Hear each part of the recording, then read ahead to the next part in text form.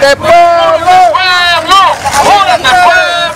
Today, we're here not only to commemorate the marcha against the war in Vietnam. Today we're here not only to commemorate the deaths of Lynn Ward, Angel Diaz, and Ruben Salazar.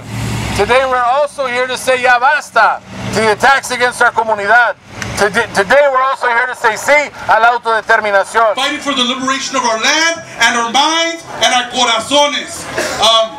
One thing that I'm here to talk about today is all the people fighting on the education front.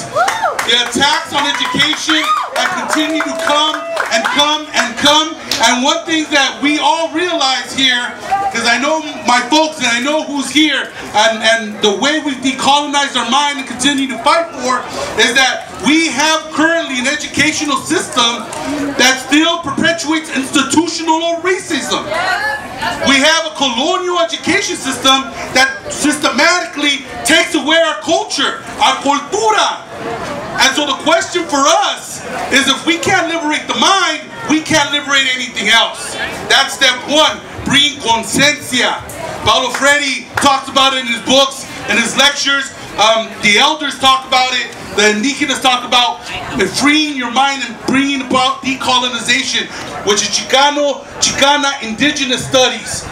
To our schools here in Los Angeles and throughout Califas, who were inspired by the work that happened in Arizona, who were inspired by the plan de Santa Barbara that laid out a plan for our gente to learn their cultura.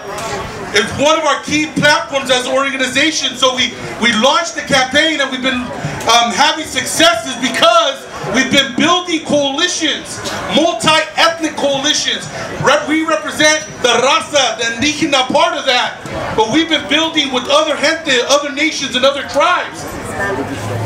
And we're building and demanding that we have a decolonial education, that we have multi-ethnic. We are creating spaces for educators like Lupe, for educators like Goches back there, for community artists to come into our schools and teach our children something different, something that empowers them, something that will bring them out to these marchas, something that they will be able to go out and demand a better education for themselves at the school district. I was inspired last year when over 1,000 high school age students marched on the LAUSD headquarters, coming from South LA, from the Valle in San Fernando, from East LA, from the Pinche West Side, to say, we demand our stories to be told.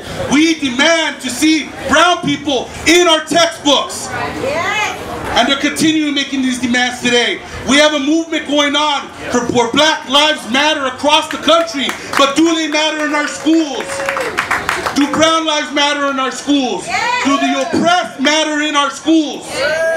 So I'm here today to humbly ask that we continue the movimiento together, to march in solidarity, whether it's for the LGBT community, whether it's for liberation of la mujer, whether it's for the liberation of these lands that we stand on, native lands. We can never ever forget that, and that we march forward together in each other's struggles, one by one, side by side, and we never forget that organized people make the difference and make the change. I am humbled. My name is Jose Lara, and I thank you very much for allowing me to share these words with you.